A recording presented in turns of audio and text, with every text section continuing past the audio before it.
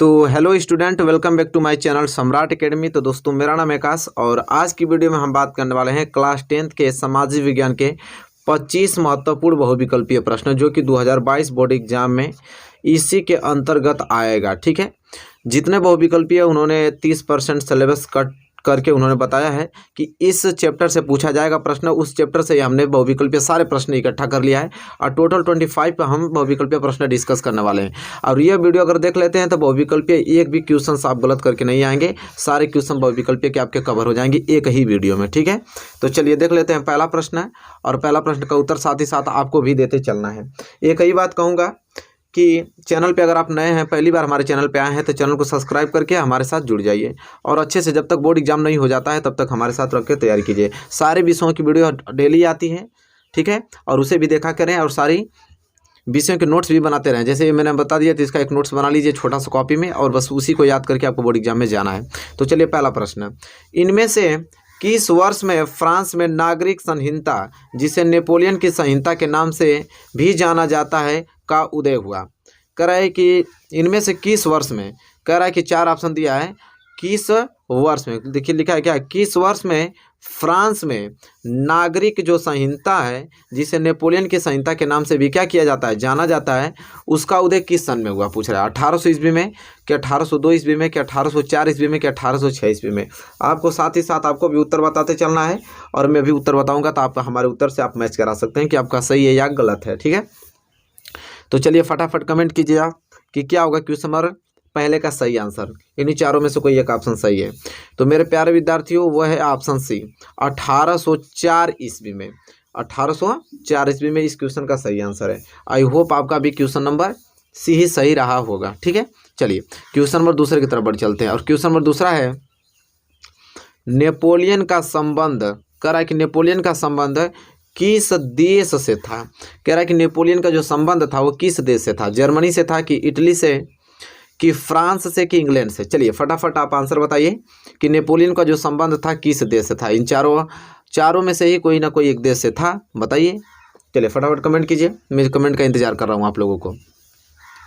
तो चलिए बताइए क्या होगा कि नेपोलियन का संबंध किस देश से था। तो मैं बता देना चाहूँगा आप लोगों को कि किस देश से था, फ्रांस से। तो फ्रांस से था नेपोलियन का संबंध, किस देश से था, फ्रांस था। ऑप्शन सी इस क्वेश्चन का सही आंसर हो जाएगा। ठीक है, चलिए क्वेश्चन नंबर तीसरा, कह रहा है कि महात्मा गांधी दक्षिण अफ्रीका से वापस कब लौटे? कह रहा है कि जो महात्मा गांधी थे वो दक्षिण अफ्रीका से भारत कब लौटे, किस सन में लौटे? 1904 में कि 1915 में कि 1918 में कि 1919 में? बताइए इन चारों ऑप्शन में से कौन सा ऑप्शन सही है कि महात्मा गांधी दक्षिण अफ्रीका से वापस कब लौटे? ठीक है, तो वापस कब लौटे बताइए, दक्षिण अफ्रीका से भारत कब लौटे Mahatma Gandhi? Very very most important question है, जल्दी से इसका आंसर बताइए। ठीक है, आई होप आप आंसर दे रहे होंगे कमेंट में। ठीक है, चलिए मैं भी बता देता हूँ। तो महात्मा गांधी दक्षिण अफ्रीका से भारत कब लौटे? तो 1915 ईस्वी में। कब? 1915 ईस्वी में महात्मा गांधी दक्षिण अफ्रीका से वापस लौटे। चलिए next question, question number 4, Vande Mataram गीत किसके द्वारा लिखा गया था? कह रहा है कि वंदे मातरम गीत किसके द्वारा लिखा गया था, बताइए। बंकिम चंद्र चट्टोपाध्याय द्वारा कि रविंद्रनाथ टैगोर द्वारा कि अवनींद्रनाथ टैगोर द्वारा कि महात्मा गांधी द्वारा? बताइए, वेरी वेरी मोस्ट इंपॉर्टेंट है। वंदे मातरम गीत किसके द्वारा लिखा गया था? ठीक है, तो चलिए फटाफट चार ऑप्शन में आपके सामने दिया हुआ है और कमेंट कीजिए कि इन चारों ऑप्शन में से कौन सा ऑप्शन सही होगा क्वेश्चन नंबर 4 के लिए। तो वंदे मातरम किस गीत के द्वारा, मतलब कि जो गीत है वंदे मातरम ये किनके द्वारा लिखा गया था? तो ऑप्शन ए किनके द्वारा? तो बंकिम चंद्र चट्टोपाध्याय द्वारा। ठीक है, वंदे मातरम लिखा गया था। ठीक है, चलिए नेक्स्ट क्वेश्चन की तरफ बढ़ेंगे, क्वेश्चन नंबर 5। और क्वेश्चन नंबर 5 का आई होप सब लोगों ने सही आंसर देंगे। क्वेश्चन नंबर 5, जमीन को उपजाऊ बनाकर, क्या कह रहा है कि जमीन को क्या बनाकर? उपजाऊ। जमीन को उपजाऊ बनाकर गेहूं व कपास की खेती हेतु कैनाल कॉलोनी कहाँ बसाई गई? कह रहा है ना कि जमीन को उपजाऊ बनाकर गेहूं और कपास की खेती के हेतु कैनाल कॉलोनी कहाँ बनाई गई थी, मतलब कहाँ बसाई गई थी, बताना आपको। गुजरात में कि उत्तर प्रदेश में कि पंजाब में कि उड़ीसा में? ठीक है, बताइए इन चारों ऑप्शन में से कौन सा ऑप्शन सही होगा। Very very most important question है कि जमीन को उपजाऊ बनाकर गेहूं व कपास की खेती हेतु कैनाल कॉलोनी कहाँ बसाई गई? ठीक है, तो बताइए, तो इसका सही आंसर जो होगा वो होगा ग।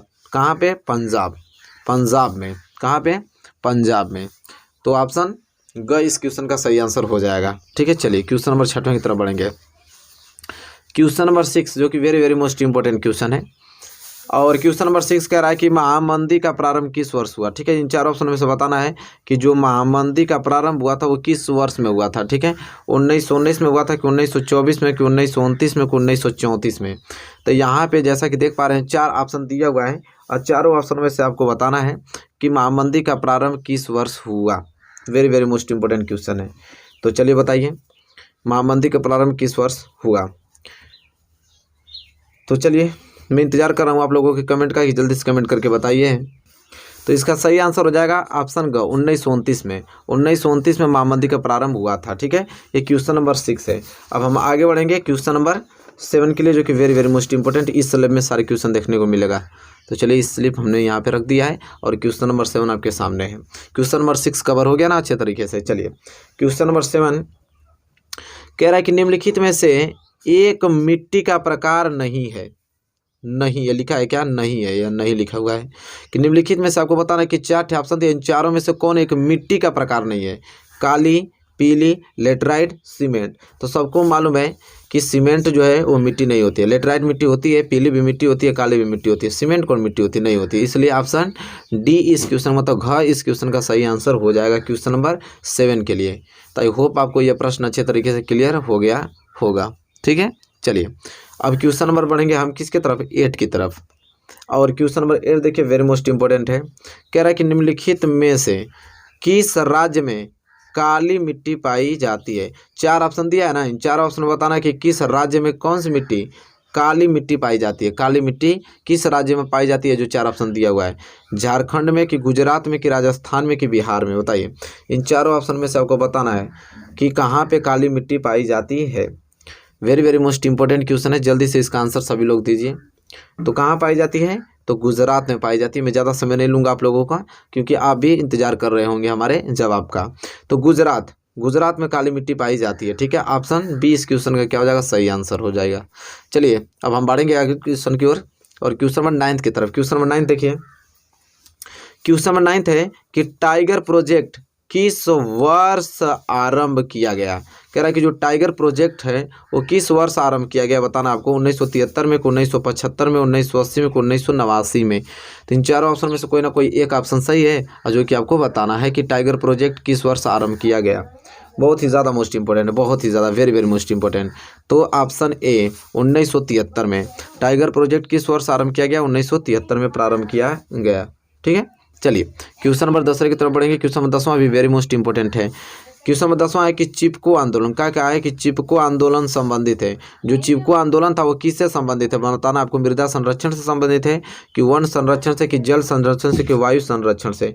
Very very most important question है। ठीक है, कि चिपको आंदोलन संबंधित है, किस संरक्षण से संबंधित है चिपको आंदोलन। ये प्रश्न हमने बहुत अच्छे तरीके से एक बार कवर किया था, और आपको याद होगा, तो इसका जवाब 100% देंगे। जो रेगुलर स्टूडेंट हमारे होंगे वो इसका आंसर जरूर बताएंगे कि चिपको आंदोलन संबंधित है तो वन संरक्षण से। किससे? वन संरक्षण से संबंधित है। ऑप्शन घ इस क्वेश्चन और ख इस क्वेश्चन का क्या हो जाएगा? सही आंसर, मतलब बी वाला क्या हो जाएगा? सही हो जाएगा। ठीक है, चलिए क्वेश्चन नंबर 11 की तरफ बढ़ेंगे। और क्वेश्चन नंबर 11 जो कि वेरी मोस्ट इंपॉर्टेंट क्वेश्चन है, कह रहा है कि भारत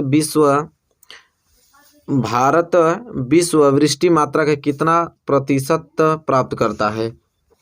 चलिए बताइए, भारत विश्व वृष्टि मात्रा का कितना प्रतिशत प्राप्त करता है, बताइए। Very very most important question है। तो इस क्वेश्चन का हो जाएगा सही आंसर 4%। कितना? 4% करता है। ठीक है, आई होप क्लियर हो गया होगा क्वेश्चन नंबर 11। चलिए नेक्स्ट क्वेश्चन की तरफ बढ़ेंगे। नेक्स्ट क्वेश्चन है कि विश्व में सर्वाधिक वर्षा किस स्थान पर होती है।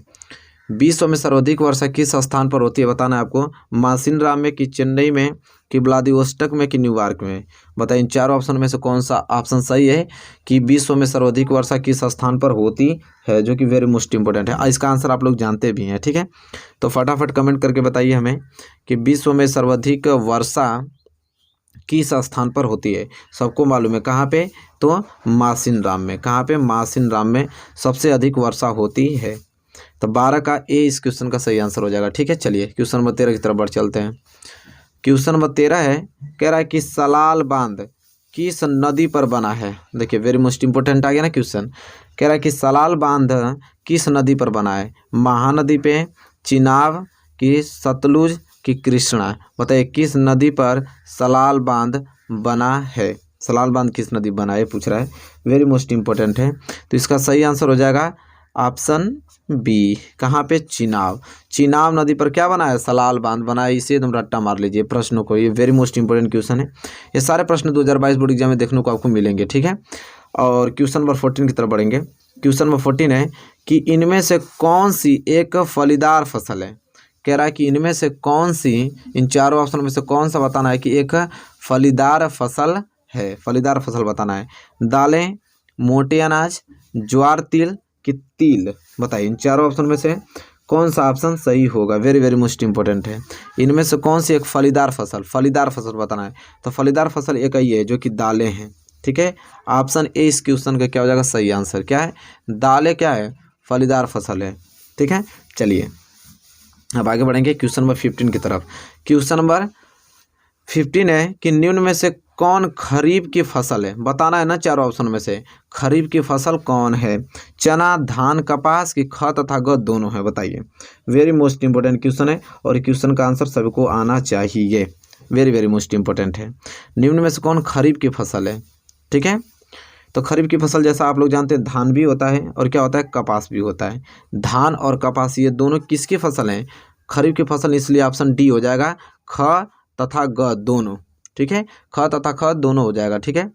बी और सी दोनों हो जाएगा क्योंकि दोनों धान और कपास दोनों ही कौन किसके खरीफ की फसल है, इसलिए क्या हो जाएगा ऑप्शन डी, ठीक है। चलिए ये क्वेश्चन नंबर 15 था, वेरी वेरी मोस्ट इंपॉर्टेंट। अब क्वेश्चन नंबर 16 की तरफ बढ़ेंगे जो कि इस स्लिप में आपको देखने के सारे क्वेश्चन मिलेंगे। क्वेश्चन नंबर 16 है कि अंकलेश्वर, देखिए अंकलेश्वर किसके उत्पादन के लिए प्रसिद्ध है। अब हमसे क्वेश्चन पूछा है कि अंकलेश्वर किसके उत्पादन के लिए क्या है, प्रसिद्ध है। पेट्रोलियम, तांबा, जस्ता कि यूरेनियम। बताइए इन चारों ऑप्शनों में से कौन सा ऑप्शन सही होगा कि अंकलेश्वर किसके उत्पादन के लिए प्रसिद्ध है। तो चार ऑप्शन दिए हुए हैं, जल्दी से आप कमेंट करके बताइए कि इन चारों ऑप्शनों में से कौन सा ऑप्शन सही होगा। अंकलेश्वर किसके उत्पादन के लिए क्या है, प्रसिद्ध है, तो वो पेट्रोलियम के लिए, क्योंकि सबसे ज़्यादा पेट्रोलियम वहीं पाया जाता है अंकलेश्वर में, इसलिए अंकलेश्वर किसके उत्पादन के लिए प्रसिद्ध है, पेट्रोलियम के लिए, ठीक है। चलिए तो 16 का क्या हो जाएगा ए, 16 का क्वेश्चन नंबर ए सही आंसर हो जाएगा, very very most important question है। चलिए क्वेश्चन नंबर 17 की तरफ बढ़ चलते हैं। कह रहा है कि भारत में पवन ऊर्जा का विशाल केंद्र कहाँ स्थित है। कह रहा है कि हमारे भारत में पवन ऊर्जा का विशाल केंद्र कहाँ स्थित है। बताइए उत्तराखंड में, तमिलनाडु में कि हिमाचल प्रदेश में कि राजस्थान में। बताइए इन चारों ऑप्शनों में से कौन सा ऑप्शन सही होगा कि भारत में पवन ऊर्जा का विशाल केंद्र कहाँ स्थित है, वेरी वेरी मोस्ट इंपॉर्टेंट है। तो जल्दी से कमेंट कीजिए और मैं बता देता हूँ इसका आंसर कि कहाँ पे, तमिलनाडु में। तमिलनाडु में पवन ऊर्जा का विशाल केंद्र स्थित है, ठीक है। यह प्रश्न अब याद हो जाना चाहिए आप लोगों को किसी कीमत पे। क्वेश्चन नंबर 17 हो गया। क्वेश्चन नंबर 18 की तरफ बढ़ेंगे। क्वेश्चन नंबर 18 देखिए, कह रहा है कि निम्नलिखित में से किस वस्तु का निर्यातक भारत नहीं है। कह रहा है ना कि चार दिया है, चार ऑप्शन, चारों ऑप्शन में से किस वस्तु का जो भारत है वो निर्यात नहीं करता है, ठीक है, वेरी मोस्ट इंपॉर्टेंट। बताइए कॉफ़ी, उर्वरक, तंबाकू की चाय। बताइए इन चार ऑप्शन में से कौन सा होगा। निम्नलिखित में से किस वस्तु का निर्यात भारत नहीं करता है, वेरी वेरी मोस्ट इंपॉर्टेंट है। सबको मालूम है कि इस क्वेश्चन का सही आंसर क्या होगा, उर्वरक। भाई साहब उर्वरक का क्या करता है, वो निर्यात नहीं करता है भारत, ठीक है। तो 18 का क्या हो जाएगा, बी हो जाएगा, ठीक है। चलिए अब क्वेश्चन नंबर 19। क्वेश्चन 19 देखिए, निम्न में कौन सा परिवहन साधन भारत में प्रमुख साधन है। कह रहा है ना कि इन चारों ऑप्शन में से बताना है कि कौन सा परिवहन साधन भारत में एक क्या है, प्रमुख साधन है। पाइपलाइन, रेल परिवहन कि सड़क परिवहन कि वायु परिवहन। बताइए इन चारों ऑप्शन में से कौन सा ऑप्शन सही होगा और इसका आंसर सभी लोगों को देना है क्योंकि very very most important question है और सिंपल भी है, ज़्यादा भारी है नहीं, ठीक है। सबको मालूम है कि हमारे भारत में कौन सा परिवहन साधन भारत में प्रमुख साधन है, तो सबसे ज़्यादा तो सड़क परिवहन ही है। क्या है, सड़क परिवहन से सबसे ज़्यादा निर्यात होता है, मतलब साधन। अब जो सड़क है, सड़क से ही सारी चीज़ होती है, रेल परिवहन से ज़्यादा चीज़ें नहीं, पाइपलाइन वायु परिवहन से नहीं, सबसे ज़्यादा सड़क परिवहन से ही होता है। तो सड़क परिवहन भारत में प्रमुख साधन है एक। ठीक है, चलिए अब क्वेश्चन नंबर 20 की तरफ बढ़ेंगे। क्वेश्चन नंबर 20, बेल्जियम की राजधानी क्या है? अब हमसे क्वेश्चन पूछा यहाँ पे है कि बेल्जियम की राजधानी कहाँ है। आपको बताना है कि बेल्जियम की राजधानी कहाँ है। ब्रुसेल्स, ब्राज़ील, बैंकॉक कि न्यूयॉर्क। बताइए इन चारों ऑप्शनों में से कौन सा ऑप्शन सही होगा? बेल्जियम की राजधानी क्या है? क्वेश्चन नंबर 20 है, आपको बताना है। बेल्जियम की राजधानी सबको मालूम है कि ब्रुसेल्स है। ठीक है, और जिनको नहीं मालूम वो याद कर लेंगे, क्योंकि ये क्वेश्चन बहुत महत्वपूर्ण है। सारे प्रश्न आपको 2022 बोर्ड में देखने को मिलेगा। बेल्जियम की राजधानी ब्रुसेल्स, याद कर लीजिए। चलिए क्वेश्चन नंबर 21 कह रहा है कि श्रीलंका स्वतंत्र राष्ट्र कब घोषित हुआ? कह रहा है जो श्रीलंका है वो स्वतंत्र राष्ट्र कब घोषित हुआ? 1947 में, 1950 में, 1948 में, 1945 में। बताइए इन चारों ऑप्शनों में से कौन सा ऑप्शन सही है? श्रीलंका स्वतंत्र राष्ट्र कब घोषित हुआ? तो सबको इसका आंसर मालूम होना चाहिए कि 1948 ईस्वी में। 1948 ईस्वी में श्रीलंका स्वतंत्र राष्ट्र घोषित हुआ। किस सन में? 1948 में। ठीक है, चलिए अब अगले क्वेश्चन की तरफ बढ़ेंगे। Question number 22। क्वेश्चन नंबर 22 है कि भारत में कुल कितने संघीय राज्य हैं? ठीक है, आपको बताना है कि भारत में कुल कितने संघीय राज्य हैं। चलिए बताइए फटाफट इसका आंसर। तो कितने हैं? 28। कितने हैं? 28। भारत में कुल कितने संघीय राज्य हैं? 28 हैं। ठीक है, वेरी मोस्ट इंपॉर्टेंट क्वेश्चन था। ठीक है, अब यहाँ क्वेश्चन नंबर 23, वर्तमान भारतीय संघ प्रणाली में कितने केंद्र शासित प्रदेश हैं? केंद्र शासित प्रदेश कितने हैं बताना है। ठीक है, वर्तमान भारतीय संघ प्रणाली में कितने केंद्र शासित प्रदेश हैं? Very very most important question है। तो चलिए फटाफट आंसर बताइए। तो कितना है? 8। कितना है? 8 केंद्र शासित प्रदेश हैं। ठीक है, इस क्वेश्चन थोड़ा चेक कर लीजिएगा अगर आपको डाउट हो रहा होगा तो, क्योंकि ये करंट का है ना, थोड़ा चेंज हो गया होगा, तो आप इसको चेक कर लीजिएगा। 8 ही शायद हो सकता है। ठीक है, 8 नहीं 7, इन दोनों में से होगा, लेकिन कंफर्म है कि 8 है। चेक कर लीजिएगा आप लोग। ठीक है, इस क्वेश्चन को कि वर्तमान भारतीय संघ प्रणाली में कितने केंद्र शासित प्रदेश हैं, इन दोनों क्वेश्चनों को जरूर से आप चेक कर लीजिएगा। मैं बता दे रहा हूँ, ये मत सोचिएगा कि मैं गलत बता दिया हूँ, नहीं, इसको मैं कह रहा हूँ ना चेक ना करने के लिए, चेक कर लीजिएगा इन दोनों क्वेश्चनों को। ठीक है, और क्वेश्चन बैंक में जैसे लिखा था वेरी मोस्ट इंपोर्टेंट क्वेश्चन में लिख दिया हूँ, लेकिन आप लोग चेक कर लीजिएगा क्योंकि करंट है, चेंज होता रहता है। तो इतना कितना 23 हो गया। तो मेरे प्यारे विद्यार्थियों, जैसा कि आपने देखा इस वीडियो में हमने टोटल 23 में very very most important question लिया है, वो विकल्पीय का। आई होप आप इसे क्लियर कर लिए होंगे, और इससे बाहर तो क्वेश्चन नहीं जाएगा। इन सारे प्रश्नों को याद कर लीजिएगा। और वीडियो पसंद आए तो वीडियो को लाइक कीजिए, और चैनल पर नया है तो चैनल को सब्सक्राइब करके बेल आइकन को भी प्रेस कर लीजिए। वीडियो को शेयर कर दीजिए अपने फ्रेंड यहाँ, ताकि उनके पास भी ये वीडियो पहुँच पाए और वो हमसे जुड़ पाएँ और अच्छे से अपनी तैयारी कर पाएँ। और चैनल के प्लेलिस्ट पे चल जाइए, प्लेलिस्ट में लिखा होगा 2022 बोर्ड एग्जाम पूरा सिलेबस, 6 के 6 सिलेबस में हमने 2022 बोर्ड एग्जाम लिखा है। उसमें न्यू वीडियो हमने अपलोड किया है, जो कि 30% कट होकर जो बनी हुई है वो है। उसमें जाकर जितने भी प्रश्न बताए हों सब देख लीजिए, ताकि अच्छा अंक प्राप्त हो सके। चलिए मिलेंगे आपसे नेक्स्ट वीडियो में, तब तक के लिए धन्यवाद।